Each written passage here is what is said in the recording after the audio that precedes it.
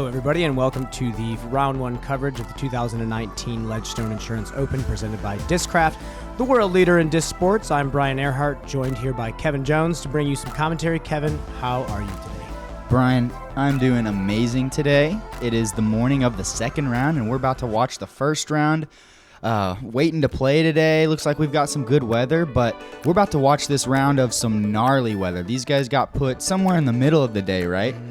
Absolutely, and we actually have a card, unfortunately, or fortunately for us, we have a card of amazing throwers as well. Ben Callaway, Matt Orum, Michael Johansen, and Calvin Heimburg. So let's see how they attack the course here. What do you got here on hole 1? Yeah, hole 1 is an extremely difficult hole to start on, to say the least. You got to throw 350 feet, it seems like, at least over this water. The biggest mistake that you can make is to hyzer out early and land in the water. If you land in the water, you're looking at a 5 at best, unless you have a monster arm. Like this character right here. Ben, maybe lesser known these days, but is probably one of the best backhand throwers in the sport right now, and he's definitely a treat to watch. He's just all around smooth. He has an incredibly good putt, too. That's a perfectly thrown shot right there. It's flexing, which is very necessary, but it's hooking up at the same time. It's going to make sure that he's inbounds. Absolutely. And that's a very, very, very high-level shot shape that he threw. He didn't turn it over. He drifted it left to right and then had it kind of gradually come back to the left. That's a perfect position, and now Matt Orum is hoping to follow suit here. That was massive, too. That was like 530 feet at least. Oh, absolutely. He'll have no problem getting up and down there. Matty-O, this is Amari Cooper. This is what he calls his disc. It's just a nice little glidey D1. Should be checking up nicely. All day. Inbounds. That's where you want to be, putting yourself in scoring position on the first hole of the tournament. And Calvin coming off a very hot finish at the Zootown Open in Montana, hoping to keep that momentum going. And obviously this hole is built for him. It is. He's really roping a destroyer. He knows it. Yeah, he didn't even drift that one. He just threw it flat to fade and got that destroyer to take a nice little backspin skip forward as well. Wow, that was huge. He landed right where Ben landed with no flex. And now MJ, who's known for his course management and scrambling, probably going to take a lot safer route, but it looks like he threw that a little high. A little, but I think that's working out. Yes, that's about as close as you want to cut that. And MJ's coming off of kind of a bad ankle injury, so a lot of the shots he's going to be throwing are a lot softer than even normal for MJ. Yeah, he'll probably be using his rain run-up, as he calls it. Absolutely. Matty-O with a very simple upshot. He'll be tapping for birdie. Nice shot right there from MJ. Just a very routine putter shot. Going to execute a birdie, it looks like. Ben throwing a zone. That should sit down. Oh, and that's the difficulty of this upshot right there. You go a little bit long and you miss the ground, and you're all of a sudden heading right back downhill. And the wind actually was blowing towards that patch of bushes as well, so he'll have an uphill headwind putt. Oh, that's tough. That's got to sit down. And it shows right there. That cost coming back with that uphill headwind putt is not easy. One of the tougher types of putts to hit for sure. Yeah, definitely. Because you're already getting the nose up on it. The headwind's trying to lift it. And Ben's got another one here for his par.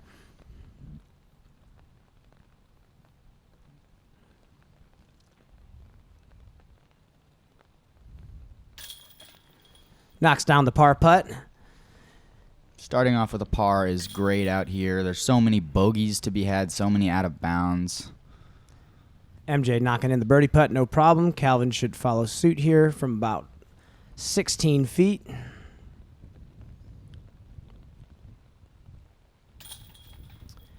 And 3 birdies on this hole to start the round. That is probably one of the more solid groupings that we've had in this hole, especially to start the tournament. Yeah, I'd say that's up there. Just getting in bounds off the tee is really the number one goal. If you can get in bounds over the water, you're going to be looking at an upshot for your birdie.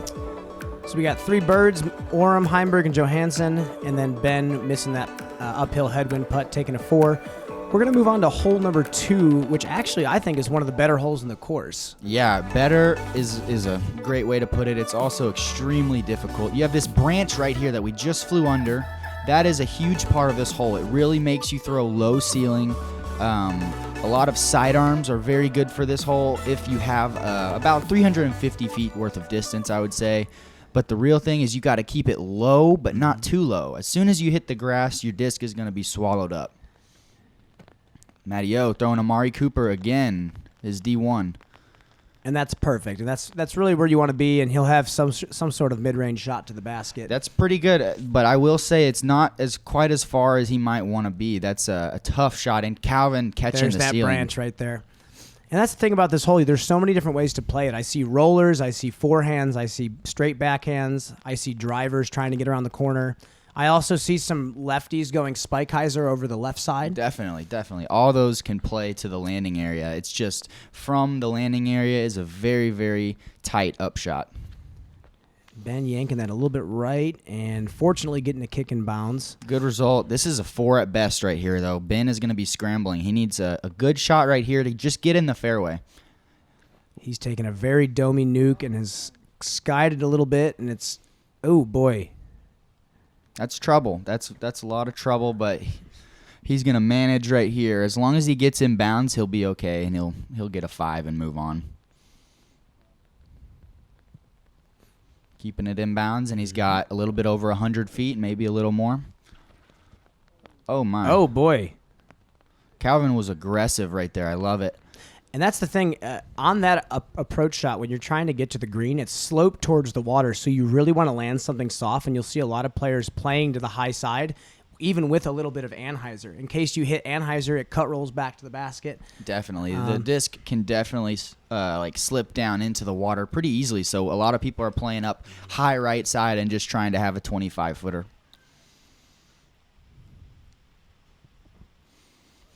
MJ with a very solid shot right there. I believe he's going to be putting for birdie. Absolutely. Yeah, that's well done. And Calvin opting for the forehand to play away from the water. Stable discs. Firebird, maybe? It might be a Firebird or a Cayman. I know he likes that disc a lot as well. Looks pretty quick. I haven't seen a pink one like that, though.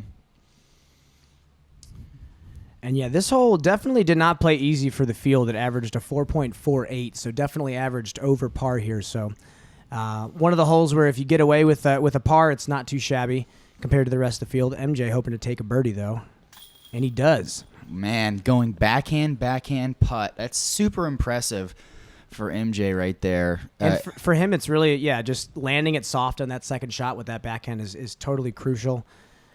Calvin with a knee putt under the tree. Cannot quite get enough under it. Tough putt, though, right there. 28 feet.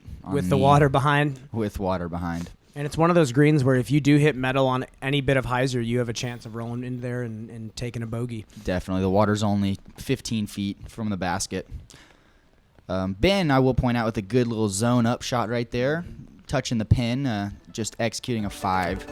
It's just kind of what you're dealt with sometimes after a tee shot like that. So 2 bogeys, a lone birdie from MJ, and Matt Orum taking the par. Moving into hole 3, which looks like it should be easier than it is. Definitely, that's a good way to put it.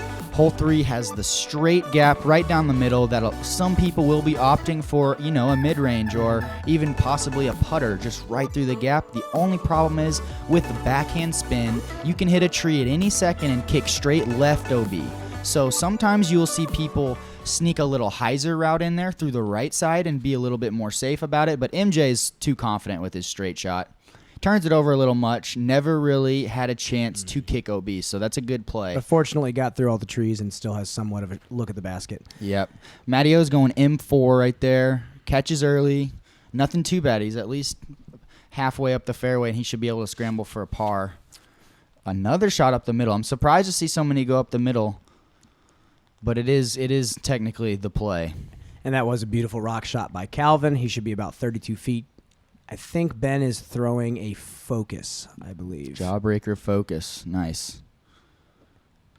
Okay. And that's the thing about this gap. I don't know if it's the tiny elevation that you're throwing uphill off the tee or what, but it definitely is tripping some of these players up. Yeah, definitely is not the easiest gap to hit. We did not see anybody go sidearm route, which is my preferred route personally. Doable. What do you play on this, Brian? You're a lefty. I've played just about everything, and for me, this is my nemesis hole for sure. So I can't speak too much on this, but it's very impressive to watch players pure the gap, or even pure the forehand through the left gap. We got Calvin from about 35 feet.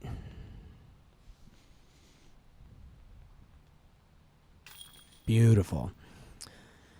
Awesome putt from Calvin right there to start rolling. And any birdie really on this front stretch of holes is going to be good. I mean, it's definitely a stretch of holes where bogeys and big numbers can present themselves with how much OB there is out here. Matteo with a weird air ball. We don't see that too often from him. Yeah, 25-footer. He's got his umbrella on. I'm imagining that it's pretty wet. Maybe some grip issues, possibly some wind also. Definitely. And as we tap out on the hole number 3, we will move on to a just as treacherous hole number 4. Ben takes his 3. And such a short par 3 presenting such a challenge for a lot of these players. That's kind of the trend here at Ledgestone. We got a 2 from Calvin, bogey from Matt Orum, and we got 2 pars from MJ and Ben. Going into hole number 4, which is a almost kind of like a downhill version of of hole number 3. It is actually. This time we've got OB on the right side, but tons of natural OB on the left side. The rough is super thick. It's pretty awesome because once you find yourself in that left rough, especially if you're early, getting up and down is a real challenge. So we're going to see people throw anything from a straight putter to a mid-range, maybe even like a fairway down the right side of the fairway and hyzering in. Calvin going, I think DX AVR X3 Absolutely. He ripped that flat. That's such a good line. And that was perfect. And as you see, the hole is 423 feet, but the elevation is so downhill that putters are actually pushing farther than some other disc could. That's awesome. Is MJ this going banger? That's banger? I think, man, that's crazy. I thought it was a Comet. Oh, was it a Comet? Possibly. I don't know for sure. Ben going focus again. Focus. And for some reason, my disc just gravitates towards those trees as well, like the brush right there. It could be the subtle down slope left as well that kind of throws off your balance. There's something weird about this tee shot, no doubt. Yep, Matt catching one of the main Guardian trees, but he kicks to the middle, and he'll have a good chance for an up and down. Ben with a nice shot here. This is what you got to do if you want to get a putt. Unfortunate skip off the upslope on that green, and he should have a 35-foot uphill putt. And as you see with these trees on the left side, the wind is definitely picking up. And out here with how much OB there is, wind does not make it any easier. No, it looks like it's picking up as we see Matt Orum with a PA4 shot right there. That's a good up shot, giving him a 20-footer for par. MJ with a banger again. He gets a nice fortunate kick. He should be about 20 feet from the basket. Very good shot. And Ben again after that unfortunate skip, 35-foot. It's nice to be uphill, though. You're not looking anything too dangerous in the eyes. Absolutely. Ben, unfortunately, going to be probably taking a 4 here.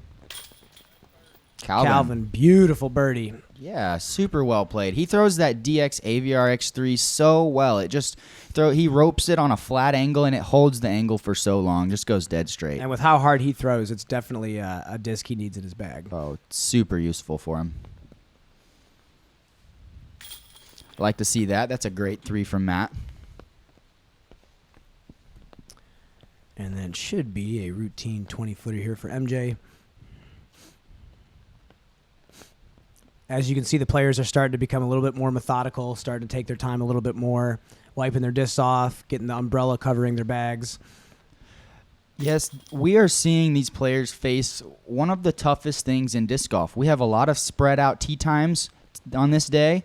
And what ended up happening was some people got a very, very good weather, not much wind, and nice and warm. And these guys are being dealt with some rain, some wind, just nasty conditions. And knowing that other people played the course without those conditions, they're going to be battling really tough. So it's exciting to see. After a bogey, a birdie, and 2 pars, we'll move into a quick commercial break from our sponsors. I practice a lot. It's a vice. An escape from stress, from work. It's my chance to just get away during the week. It's like meeting up with an old friend, you know?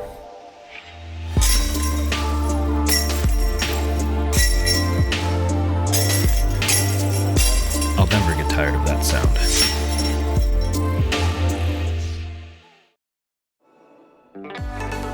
Moving into hole number 5, the baseball field hole.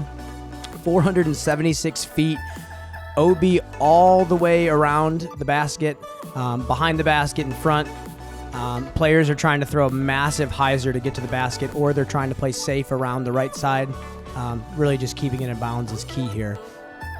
Yeah, as I was saying earlier, there's some tough conditions right now, so people might, oh my, it looks really windy and rainy, so people might be deciding to lay up, but not Calvin. Calvin trusts his destroyer hyzer too much, and this is why. Such a quality shot. That's a 476-foot hyzer, folks. Yeah. That's very large, and with how slick these tee pads are getting, that is ballsy.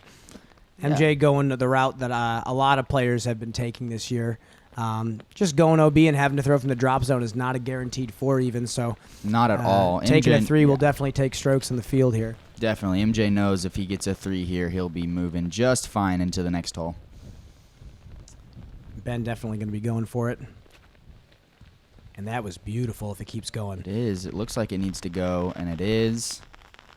Oh, and some Velcro grass right there. Ben is sitting on the edge of circle 2. It's a good spot to be for Ben. Matty gonna O, push. is this from the drop zone? Nope, he played safe. He Okay, actually he played laid safe around and ended up either the wind knocked him down or definitely is left with the long putt. MJ going smooth shot here. Got beat down by the wind late, but should be very manageable. This is a good spot to be for Ben. He can give it a chance, but he's not going to run too far by it. And a 3 on this hole. The hole actually averaged a 3.73 on the day, so a 3 on it's not too bad. Yeah. And wow. Matt Orum with a big jumper right there for his 3. And there's something to be said about banging a big putt in bad weather. It's definitely a momentum shift for sure. Yeah, it feels really good. And MJ with a rare air ball, again, like you said earlier, some grip issues potentially. Calvin just low on his 2-putt there. Looks like he might have had a left to right wind that pushed his disc down, but nothing wrong with a 3. Being Absolutely safe not. is so good.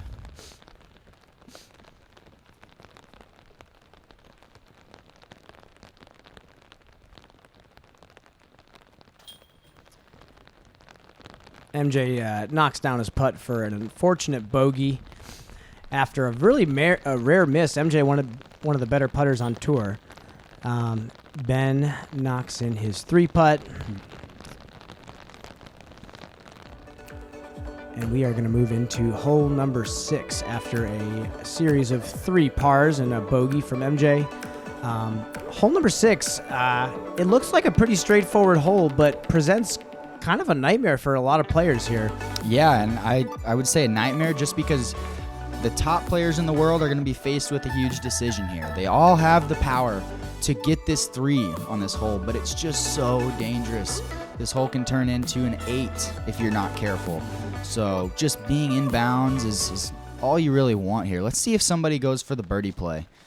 You can sometimes tell by their tee shot what they're trying to do. And the birdie play is you want to hug the right side. The right side of the OB. The farther left you get and the safer you get, the longer shot you have on your second to get the birdie. And it looks like Matty O is playing a little bit better shot, but as you can see, the rain is coming down. Yeah, it definitely is. These are some super tough conditions right now. Ben looking like he's taking a little bit off the shot, throwing a little softer. Yeah, Still puts it in great position, though. That's pretty much all I'm looking to do here. Put it in bounds, put it in bounds again, put it by the basket, take a 4, and move on is my game plan at least. Especially if you're looking for the birdie here. MJ looking like he's going to be okay with taking a par. This hole actually averaged over a stroke, and he... That's crazy. He hit the stake. He Wow. skipped into the stake. The grass is really Velcro, so like you really don't want to mess with it at all. But that was absolutely going to skip in bounds, and he caught a stake and stayed OB. And I bet they give him the spot up there, honestly. Especially if he hit the stake. That definitely counts as inbounds. Ben hoping to stick one on that Velcro grass. And as you can see, no one really wanting to take that birdie run. Yeah. People are very happy taking a par in this hole today.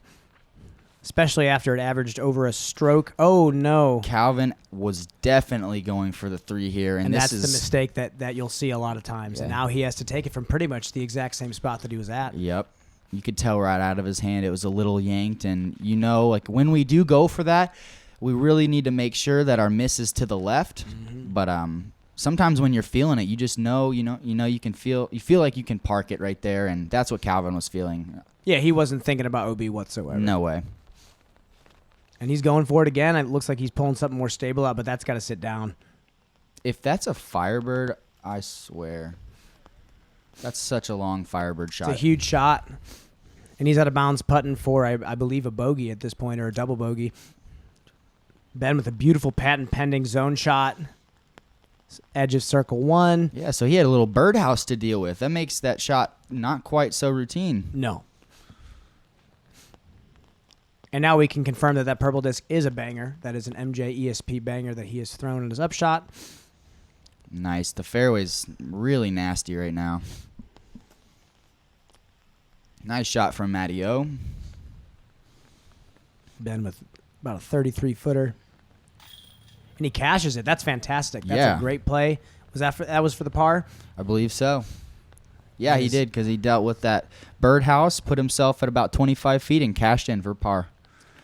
Oh, that's tough to watch. That was actually for a 6. So Calvin's going to be taking a 7 here. And the putting struggles continue with MJ. It's, again, probably looking like some grip issues, maybe not reading the wind correctly. Oh, no doubt. I would just imagine the conditions are really hard. He's probably just having trouble finding the middle of the basket.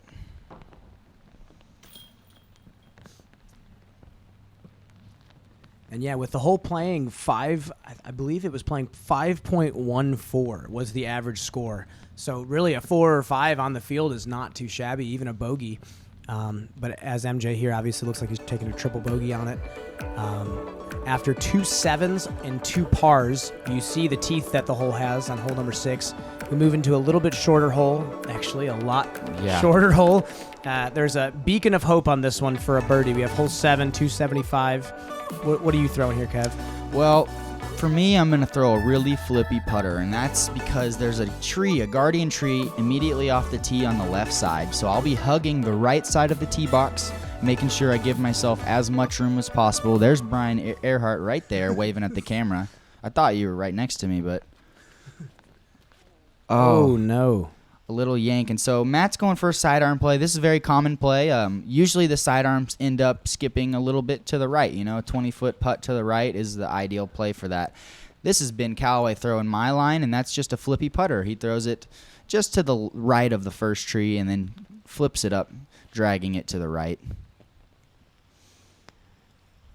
And as you can see with a lot of the forehands that have been thrown this round, with how wet it is, you can see that not all the forehands are being fully shaped the way they want them to be shaped. And it's just tough to throw a forehand when it's wet. But, on this course, it's still really crucial to have one. So yeah, it's very, very important, very useful out here. MJ threw a really understable banger there. I like it. The idea of throwing... Oh, man, that's a good run. The idea of throwing understable on this hole is to make the gap as big as possible. Exactly. So if you throw understable, you can miss that tree on the left by a little bit more and still be okay. Ben with about the same distance as last hole.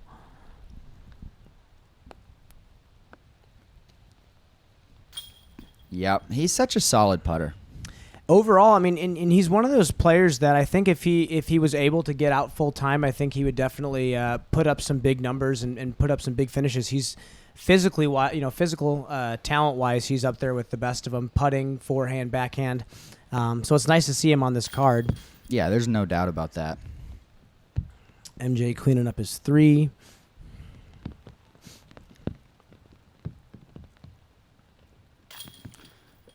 I wouldn't be surprised if this is the easiest hole on the course. What do you think, Brian? It's definitely, like I said earlier, it's definitely a beacon of hope. It definitely averaged a 2.81, so one of the few holes that we've seen so far that's averaged under par. But after we play hole number 7, we move into another Ledgestone type hole, as you could say. That's right. I wonder what the wind's doing. The wind is very crucial on this hole. It really can determine what kind of shot you're going to play. There's obviously this wide open gap right in the middle. It's just wide open right in front of you. How could you miss it ever, Except for the fact that the big catch here on hole number 8 is you have to clear the creek. You have to hit the gap to stay in bounds. There's no laying up that can be done. You have to clear that middle section. So that adds a little bit of treachery and also makes the birdie a lot tougher. Definitely. If this gap is missed, it's bogey at best. Ben's cutting it tight. Dragging it right, and that just needs luck, and it got it. And that's the thing. Sometimes you can sneak through there. I've seen this happen multiple times. It's 50-50. And that is a shot you want to see. Baby, I like seeing that. That's Mattio's D3 right there. Blasted through the gap to a nice landing area. He'll at least have the opportunity to score a 3. Calvin's good at this shot. Flipped it over a little. There's definitely some wind out there and rain. That did not get the luck, though, that Ben got, and he will be OB 5 at best from the drop zone, if you ask me. MJ going boomsticks. He looked a little surprised that he hit a gap there. That's funny. You know what's interesting, though? When MJ plays in the rain, you see that he has a lot more control than a lot of players just because of how slow and methodical he moves. He throws a lot more understable plastic, so he doesn't have to throw as hard when the rain gets, it starts picking up. So very true. He knows his plastic so well. Calvin pushing a little long. I don't think he'll have any trouble there. That should be an up and down. MJ looking like he is totally fine taking a par. He's going to lay up to about 80 feet. And the thing about this green that you have to make a decision on is the fact that there is a creek on the right side that looks like Matty O is flirting with. A little bit. I think he'll be okay. There's also water on the left side, so it funnels up to the basket. So you have to really choose, do I want to go straight at the basket and go for the birdie, or do I want to lay up with these hyzers that these players are throwing? That's right. And now due to all this rain that we've been having, this creek is huge. It's like a river right now. You cannot get your disc back if it goes in there. Yeah, as you can see how thin this section is. If you're looking off to the right, there's water, and left, as you can see, only about 20 feet from the basket, there's water as well. Calvin was pretty close to the OB there. And he was safe. He was safe. Oh, good run from Ben. Fantastic upshot, and that's nice to take a 4 in this hole. Not bad for Mattio. So Mattio played a hyzer into this green, which is pretty tough, but it's a safe play. I believe he's playing for maybe a 30-footer at best. Throwing a hyzer into this green makes it almost impossible to park just because of the way the trees are lined up. The more aggressive shots will be slow turning mid-ranges that fade over to where MJ is, maybe even a little longer. Exactly. If you go deep at the basket, it kind of opens up a little bit. So if you're confident in that shot, yeah.